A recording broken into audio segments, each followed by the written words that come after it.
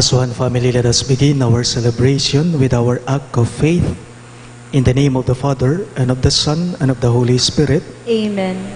The grace of our Lord Jesus Christ, and the love of God, and the communion of the Holy Spirit be with you all. And with your spirit. My dear sisters and brothers in Christ, let us acknowledge our sins and so prepare ourselves to celebrate these sacred mysteries.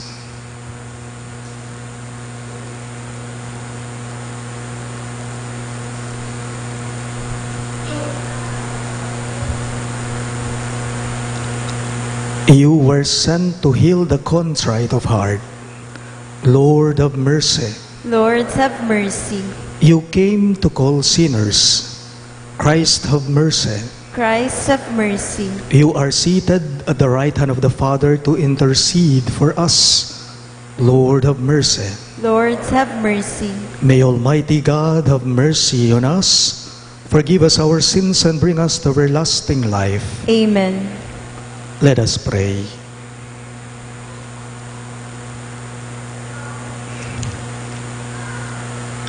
Grant, Almighty God, through the yearly observances of Holy Lent, that we may grow in understanding of the riches hidden in Christ, and by worthy conduct pursue their effects. Through our Lord Jesus Christ, your Son, who lives and reigns with you in the unity of the Holy Spirit, one God, forever and ever. Amen.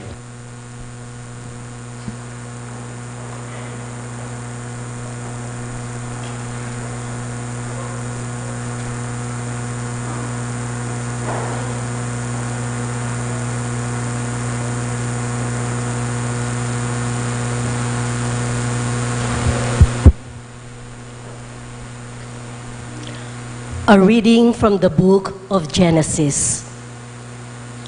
The Lord God formed man out of the clay of the ground and blew into his nostrils the breath of life, and so man became a living being. Then the Lord God planted a garden in Eden in the east and placed there the man whom he had formed. Out of the ground the Lord God made various trees grow that were delightful to look at and good for food, with a tree of life in the middle of the garden, and the tree of the knowledge of good and evil. Now the serpent was the most cunning of all the animals that the Lord God had made. The serpent asked the woman, "Did God really tell you not to eat from any of the trees in the garden?" The woman answered the serpent, "We may eat of the fruit of the trees in the garden. It is only about the fruit of the tree in the middle of the garden that God said, 'You shall not eat it or even touch it, lest you die.' But the serpent said to the woman, 'You certainly will not die. No, God knows well that the moment you eat of it, your eyes will be opened, and you will be like gods, who know what is good and what is evil.'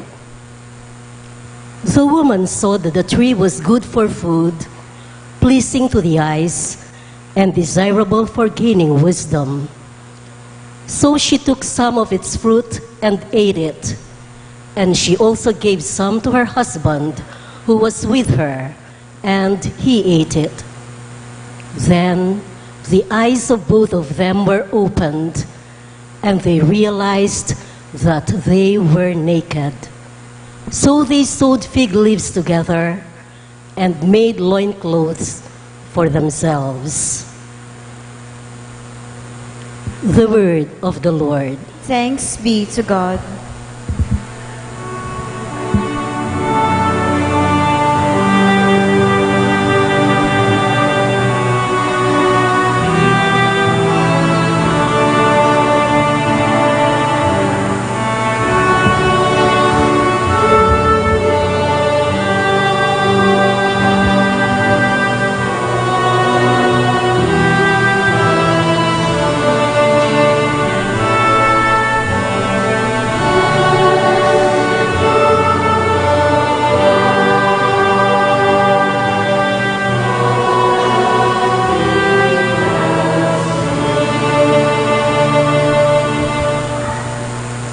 Have mercy on me, O God, in your goodness.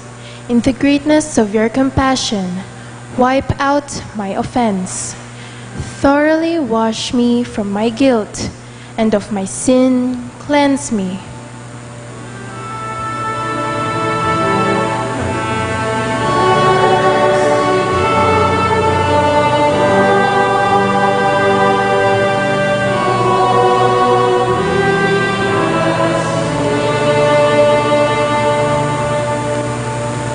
For I acknowledge my offense, and my sin is before me always.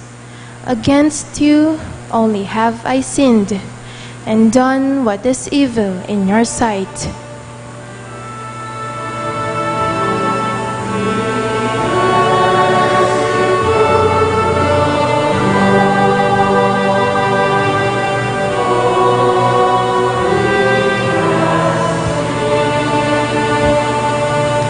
A clean heart create for me, O God, and a steadfast spirit renew within me. Cast me not out from your presence, and your Holy Spirit take not from me.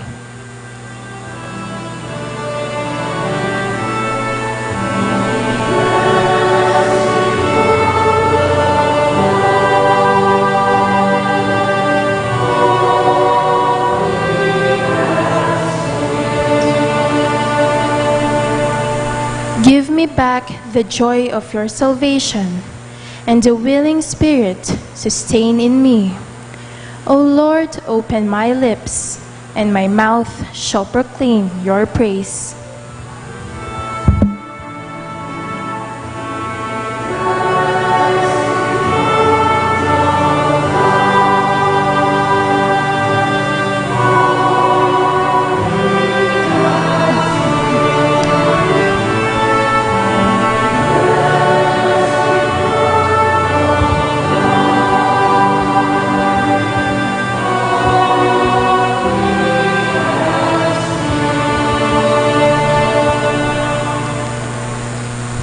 A reading from the letter of St. Paul to the Romans. Brothers and sisters, through one man sin entered the world, and through sin death. And thus death came to all men, inasmuch as all sinned. For up to the time of the law, sin was in the world, though sin is not accounted when there is no law. But death reigned from Adam to Moses, even over those who did not sin, after the pattern of the trespass of Adam, who is the type of the one who was to come. But the gift is not like the transgression. For if by the transgression of the one the many died, how much more did the grace of God and the gracious gift of the one man, Jesus Christ, overflow for the many? And the gift is not like the result of the one who sinned. For after one sin, there was the judgment that brought condemnation. But the gift, after many transgressions, brought acquittal. For if by the transgression of the one, death came to reign through that one, how much more will those who receive the abundance of grace and of the gift of justification come to reign in life through the one Jesus Christ? In conclusion, just as through one transgression condemnation came upon all, so through one righteous act acquittal and life came to all. For just as through the disobedience of the one man the many were made sinners, so through the obedience of the one the many will be made righteous.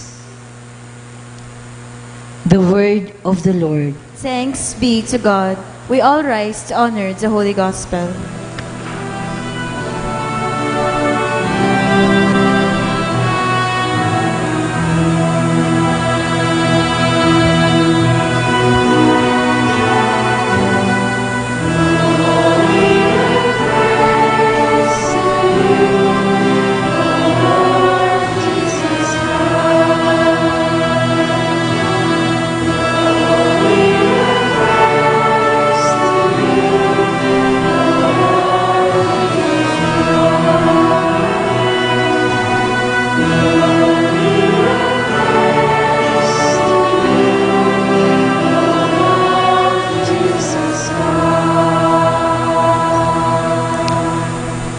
together. One does not live on bread alone, but on every word that comes forth from the mouth of God.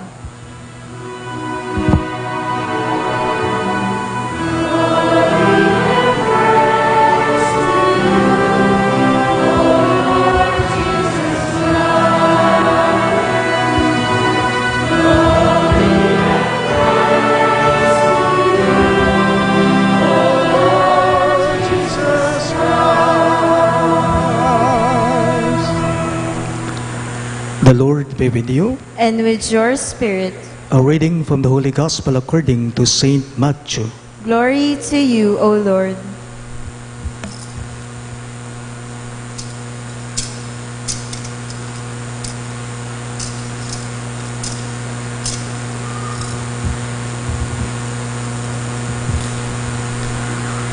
At that time, Jesus was led by the Spirit into the desert to be tempted by the devil.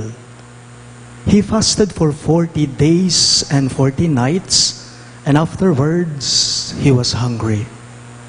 The tempter approached and said to him, "If you are the Son of God, command that these stones become loaves of bread."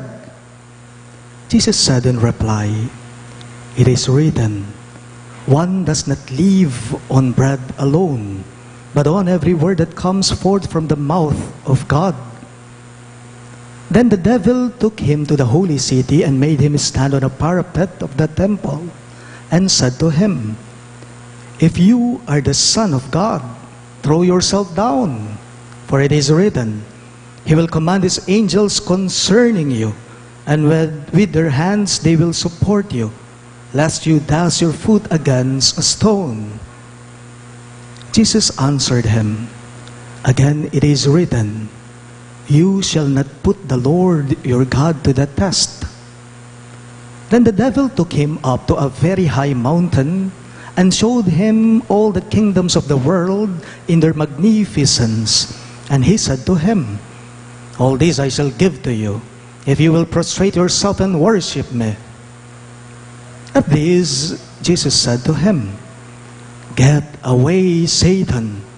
It is written, the Lord your God shall you worship, and Him alone shall you serve."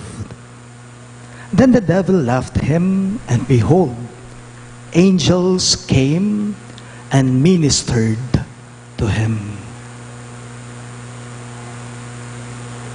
My dear friends, the good news of our salvation.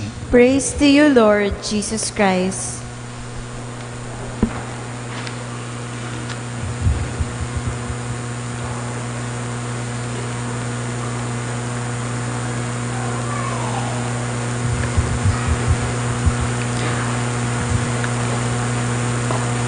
Wala pong pinipili ang tukso. Kahit saan, nariyan ito. Walang pinipili ang tukso. Kahit saan, yan ay naririyan. Kay matanda ka, kay bata ka, kay babae ka, kay lalaki ka, kay mayaman ka o mahirap ka, kay matino ka o hindi, kapag ka dumating sa iyo ang tukso, siguradong aakitin ka nito, kukunin ang mahina mo. Gawain po ng tukso ang manlambing sa taong kanyang tinutukso. Gawain po ng tukso ang mangakit ng tao. Pumasok na po tayo sa panahon ng Kwaresma at ito'y nagsimula noong Miyerkules de Ceniza. At ngayong unang linggo po ng Kwaresma, sa ating Ebanghelyo, pinapahalalahanan po tayong mga nagsasakripisyo na ang tukso ay walang pinipiling tao.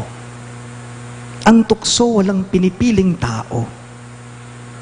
Paalala lang po, hindi lamang po ang mga korap na tao ang pwedeng mahulog sa tukso. Kahit ordinaryong tao ka lamang, kahit simpleng tao ka lang, pwede kang matukso. Hindi lamang po yung mga gahaman o mapagsamantalang tao, lalong-lalo na sa kanilang kapangyarihan, ang ginagambala ng kasamaan, hindi lamang sila. Aliwa mo puring mapamirait a tao, ding ating dapat amala demonyo. Empleyado ka, estudyante ka, palasimba ka, pari ka, may asawa ka, politiko ka, lahat ng ito pwedeng matukso. Sabi ko nga sa inyo, walang pinipiling tao ito. Naririyan ito sigurado. Every day in our lives, the tempter is always there to entice us with his wicked temptation. To bait us with his wicked temptation. Kahit pa man din po si Jesus sa ating ebanghelyo, ngayong unang linggo ng Kwaresma, siya'y tinukso ng diablo, ng demonyo. Naranasan ni Jesus sa ating pagbasa ngayon kung paano siya tinukso ni Satanas.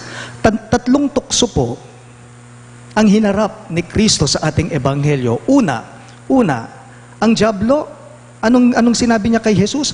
Pilit po niyang pinapagawa yung mga bato na maging tinapay. Dahil alam niyang ang ating Panginoon ay tigang na. Gutom na siya. Pangalawa, pilit niyang itinutulak ang diablo, ang demonyo, pilit niyang itinutulak si Kristo na ihulog daw niya ang kanyang sarili.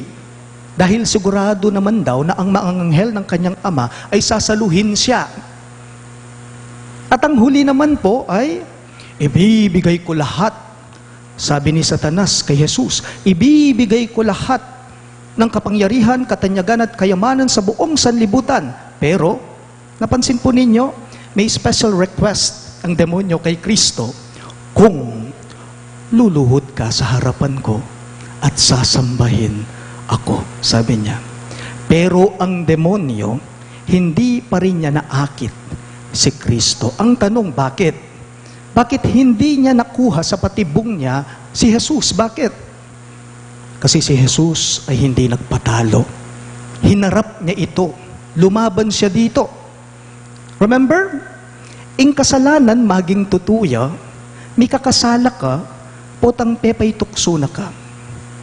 We begin to commit sin when we fall into sin. By the way, temptation is not a sin. Temptation is not a sin. Nagiging kasalanan ang tukso kapag ikaw ay nahulog na dito. Kapag ikaw ay magpapatukso na dito. Ewan ko lang po kung narinig na ninyo ang kwento ng isang pare habang siya'y nagmimisa sa kanyang homilya. Sinabi daw ng pare sa homilya niya, sabi niya sa mga nagsisimba, kaming mga pare, kapag umabot na kami ng 60 years old, kailanman ay hindi na kami tatalaban. Hindi na tumatalabang tukso sa amin. Sabi ng paring ito, babigla-bigla habang nagsasalita ang pare, may pumapasok sa loob ng simbahan. Late pala siya sa misa. Isang dalaga, maganda, chinita, sexy pa, maputi pa. Ewan ko lang. Sinapian po yata ng masamang espiritu itong pare, biglang nag-iba ang kanyang sinabi. Sabi daw ng pare, pero sa aking palagay, hindi po lahat ng pare. Sa palagay ko po, ito'y pwedeng pag-usapan. 70 years old, sabi ng pare. Kapag ka 70 years old na ang pare, hindi na siya tatablan ng anumang tukso sa buhay niya. Sa huli, binawi ng pare ang kanyang sinabi. Tandaan po natin, kapag ka ikaw na ang in-entertain ng kasamaan at nagpa-entertain ka naman, siguradong magsisimula ka ng mahulog sa kasalanan. You know what? Temptation often comes not at our strongest, but at our weakest moments, I believe. Hindi kapag malakas ka, doon ka matutokso, hindi. Kukunin ka kung saan ka mahina. Likas sa tukso na lumapit sa tao. Likas sa tukso ang lumapit siya sa atin. Kaya't kung ayaw mong sundan ka ng tukso, ikaw na tao, huwag kang mag-iinarte na para bagang ikaw ay interesante. Sa madaling salita, kung ayaw mong gambalahin ka ng tukso, huwag kang magpatukso. Sa ating pong ebanghelyo, si Jesus, Kahit siya'y inaakit ni Satanas, hindi siya nagpatalo. Ano pong mensahe nito? Si Jesus po ang ating modelo sa pagharap ng anumang tukso sa buhay natin. We begin to commit sin when we fall into sin. Tulad po ni Jesus, tandaan po natin na tayong lahat kaya po nating harapin. Tayo pong lahat ay kaya nating labanan at mapagtagumpayan ang anumang tukso ng kasamaan. Paano? Paano? Ito po'y sasagutin ng ikalawang punto ko na nais kong ibahagi ngayong linggo ito sa inyo. Paano ba napagtagumpayan? Paano ba lumaban si Jesus sa tukso sa kanya ng dyablo? Paano? Jesus overcame temptation because he was holding tight to his Father. Okay? Jesus overcame temptation. Why? Because he was holding tight to his Father. Jesus king ibana, masikan yakapit, ingtalana at naking kaigpit. Pansinin po ninyo, ano pong eksena sa ating ebanghelyo bago dumating ang demonyo at tinukso si Jesus? Anong ginagawa ni Jesus? He was praying. Okay? Nag-aayuno siya. Nagsasakripisyo siya. Si Jesus, nagdarasal siya, kinakausap niyang ama niya. Buri nang sabihan, kakalawat yung anak, kingipanang at subanwa. Sabi po nila, kapag ka ang isang tao daw na palagi na lamang nahuhulog sa tukso, ay nagsimula ng kumapit ng mahigpit sa Diyos. Sa susunod na mahuhulog daw sa tukso ang taong yon, hindi na raw siya mismo ang hahawak sa Diyos, kundi ang Diyos na mismo ang hahawak sa kanya upang sa gayon ay hindi na siya susuko pa o hindi na siya mahuhulog pa sa tukso ng dyablo. Ito po ang panawagan ng unang linggo ng Kwaresma sa ating lahat. Tayo pong lahat, huwag sana po nating hahayaang matalo tayo ng tukso ng demonyo. Ang dyablo, ang demonyo, kapag ka nakuha ka niya sa patibong niya, lalo na kapag ka mahina ka, ang dyablo, ang demonyo, kapag ka na-trap ka niya, nagpatukso ka, siguradong halaka, maghanda ka, magkakasala ka.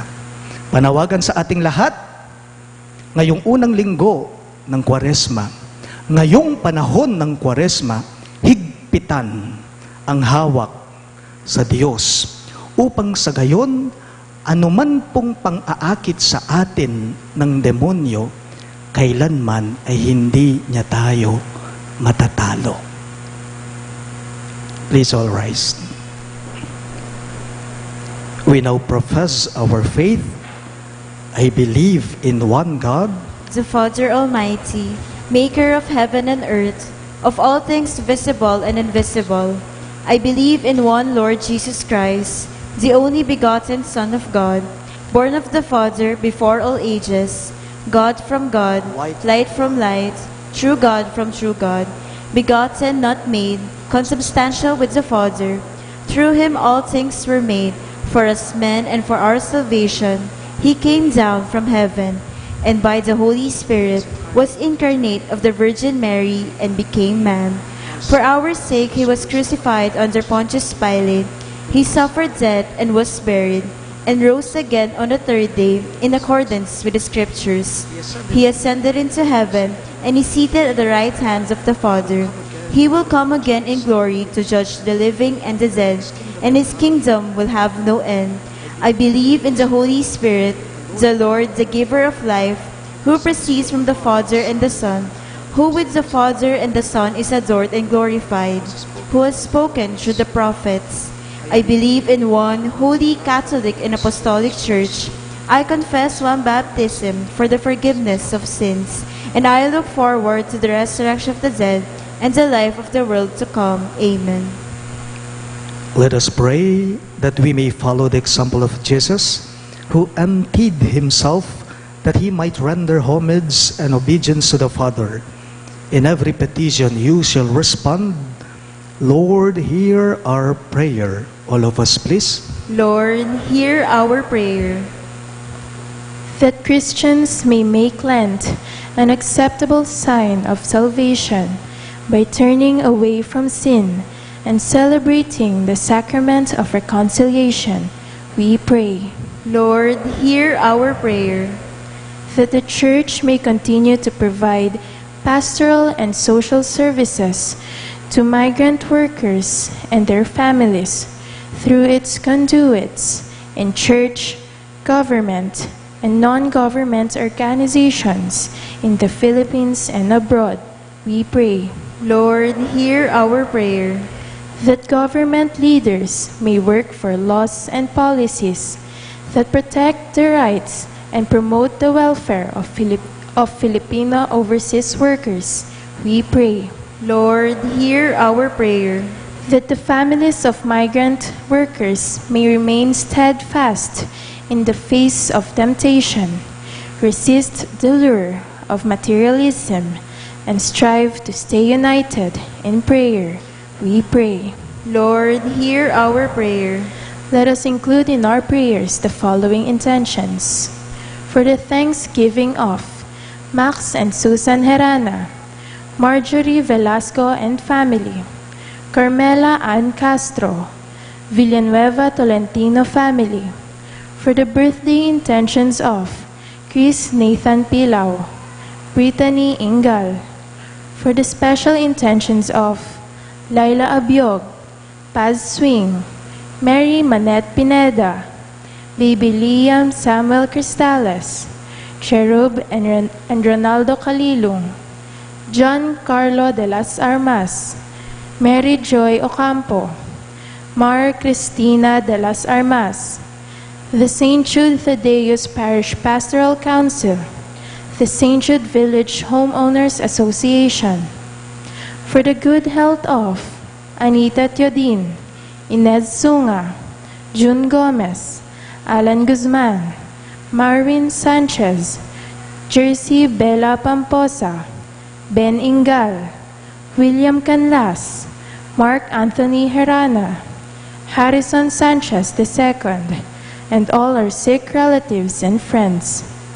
For the eternal repose of the souls of Norma, Maria Virginia, Dolores, Marcelo, Roman, Fernando Barameda, Mirna Sunga, Aquilina Pineda, Ernesto Manag, Manuel Tongyo, Mark Louis Tongyo, Juanita, Gregoria, Carlos, Corazon, Francisca, Benjamin and Isabel Lagman, Alin Gonzalez, Pedro, Encarnacion Solano, Naomi Viray Sandico, Antonia Ingal, Senador Ingal, Melchor Ingal, Errol J. Payumo, and all souls in purgatory, we pray. Lord, hear our prayer. In silence, we now pray for our personal intentions.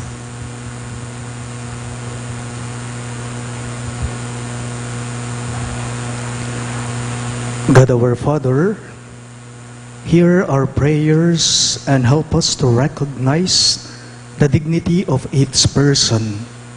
Never let us be instruments of exploitation. Rather, let us be bridges that unite people. We ask this through Christ our Lord. Amen.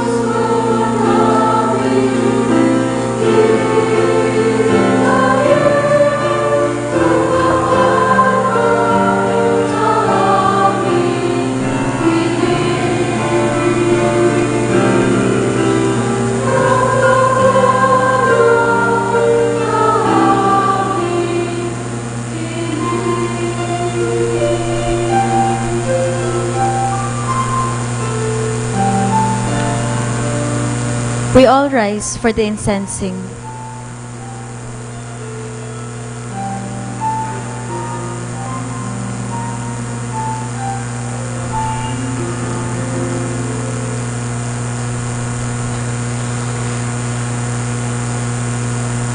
Pray, my dear friends, that my and your sacrifice may be acceptable to God, the Almighty Father.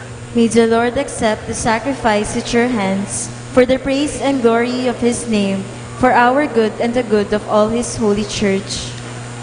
Give us the right dispositions, O Lord, we pray, to make these offerings, for with them we celebrate the beginning of this venerable and sacred time.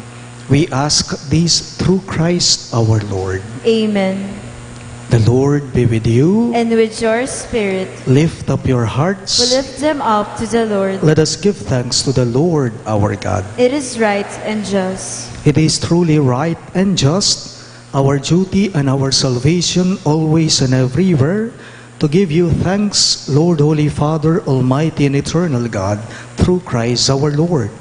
By abstaining 40 long days from earthly food, He consecrated through His fast the pattern of our Lenten observance, and by overturning all the snares of the ancient serpent, taught us to cast out the leaven of malice, so that, celebrating worthily the Paschal mystery, we might pass over at last to the eternal Paschal feast. And so, with the company of angels and saints, we sing the hymn of your praise. Without end, we acclaim.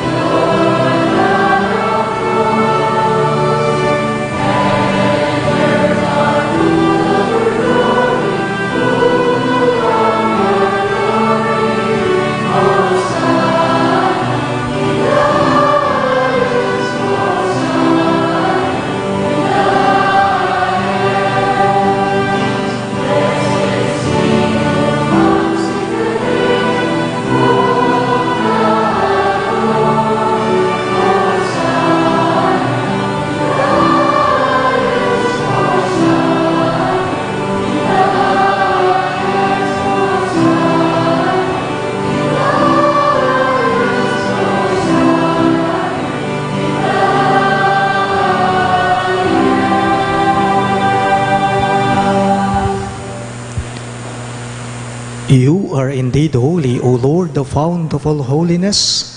Make holy, therefore, these gifts, we pray, by sending down your Spirit upon them like the dew fall, so that they may become for us the body and blood of our Lord Jesus Christ.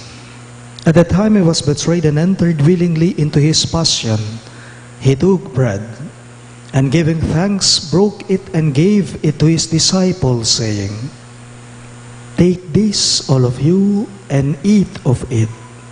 For this is my body, which will be given up for you."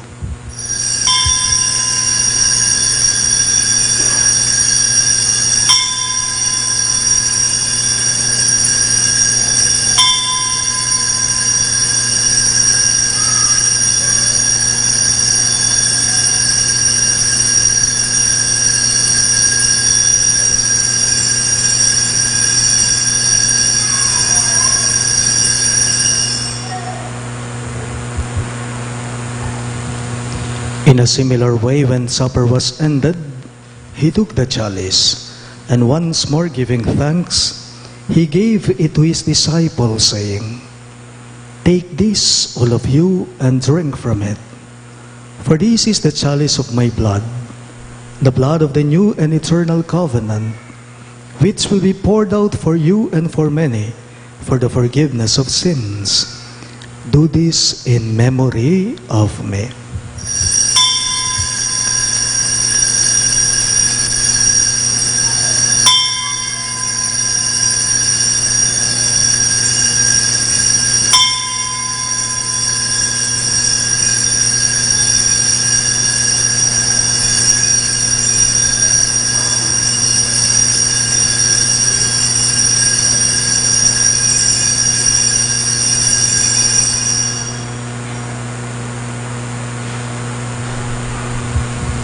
The mystery of faith.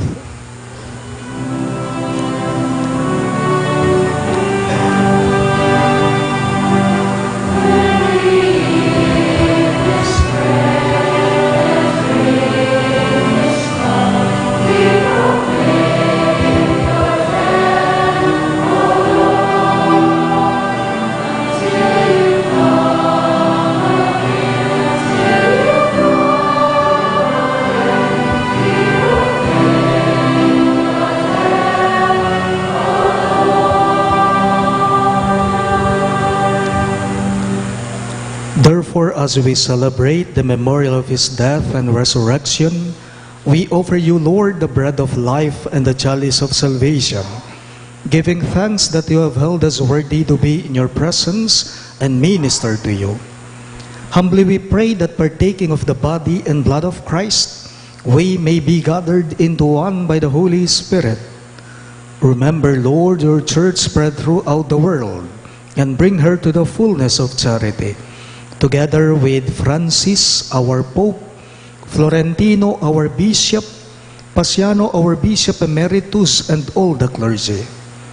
Remember your servant Norma, whom you have called from this world to yourself. Grant that she who was united with your Son in a death like his may also be one with him in his resurrection. Remember also our brothers and sisters who have fallen asleep in the hope of the resurrection, and all who have died in your mercy. Welcome them into the light of your face. Have mercy on us all, we pray, that with the Blessed Virgin Mary, Mother of God, with Saint Joseph, her most chaste spouse, with the blessed apostles, Saint Jude Thaddeus, our patron saint, and all the saints who have pleased you throughout the ages, we may merit to be co-heirs to eternal life, and may praise and glorify you through your Son, Jesus Christ. Through him, with him, and in him, in the unity of the Holy Spirit, all glory and honor is yours, Almighty Father, forever and ever.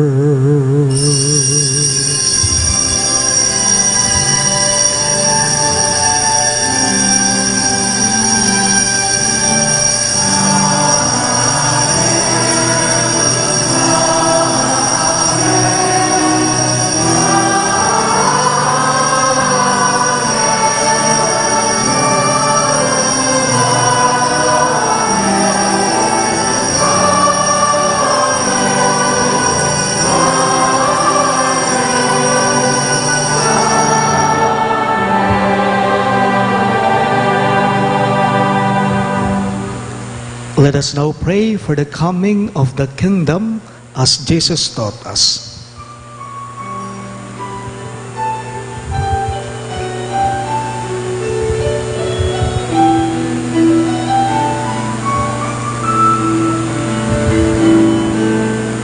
Ama namin, sumasalangit ka, sambahin ang ngalan mo, mapasa amin ang kaharian mo, sundin ang loob mo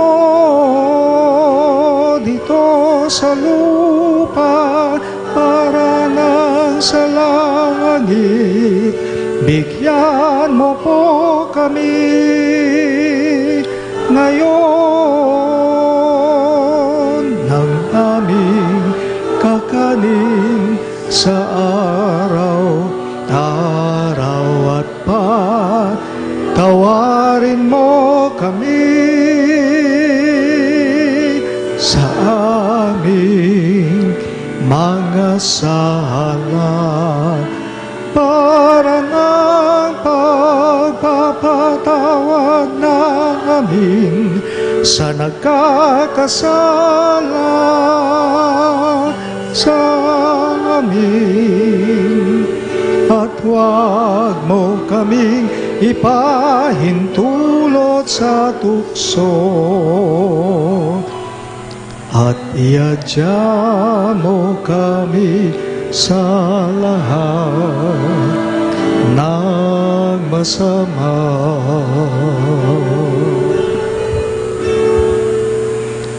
Deliver us, Lord, we pray, from every evil.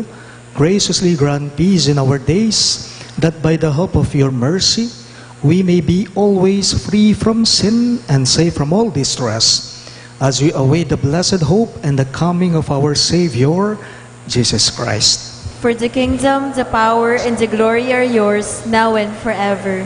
Lord Jesus Christ, who said to your apostles, "Peace I leave you, my peace I give you," look not on our sins, but on the faith of your church, and graciously grant her peace and unity in accordance with your will, who live and reign forever and ever.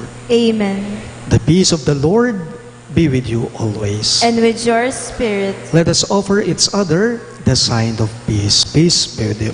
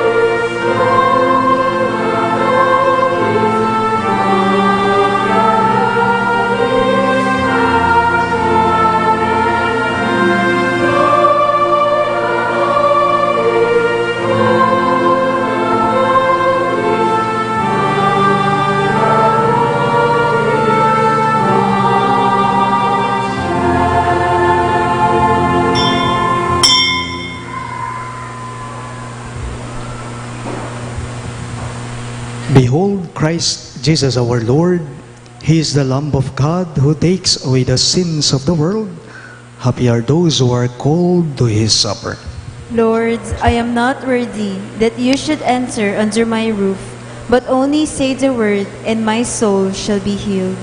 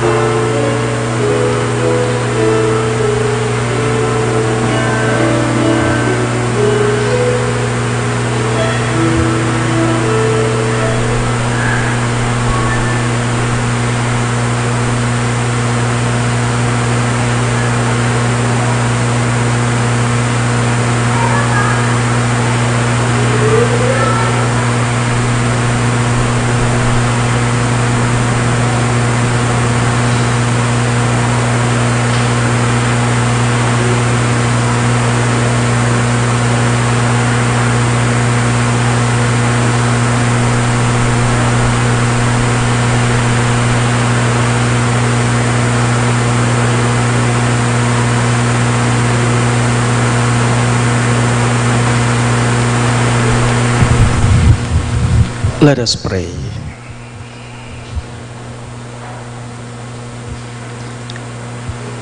Renewed now with heavenly bread, by which faith is nourished, hope increased, and charity is strengthened, we pray, O Lord, that we may learn to hunger for Christ, the true and living bread, and strive to live by every word which proceeds from your mouth. We ask this through Christ our Lord. Amen. Please be seated for some announcements. Please be informed that our cluster Stations of the Cross and Eucharistic celebration continue on Fridays of this season of Lent. The next of these is on Friday, March 6. The Stations of the Cross will take place at Cluster Phase 1B starting at 5 o'clock in the afternoon, followed immediately by the celebration of the Eucharist at 6:30 in the evening. Let us be one with our Cluster Phase 1B community in the observance of these Lenten activities. As March 6 is the first Friday, the only Mass in the Parish Church will be at 7:30 in the morning, and as announced earlier, the 6:30 evening Mass will be at Cluster Phase 1B. The Parish Kumpisalan ng Bayan is on March 10, 2020, a Tuesday. Parish priests from our vicariate will start hearing confessions at 5 o'clock in the afternoon. Thank you. Please stand. The Lord be with you. And with your spirit, Bow your heads and pray for God's blessing. May God, the Father of mercies, who has given you an example of love in the passion of His only begotten Son, grant that by serving God and your neighbor, you may lay hold of the wondrous gift of His blessing, Amen. so that you may receive the reward of everlasting life from Him, through whose earthly death you believe that you escape eternal death. Amen.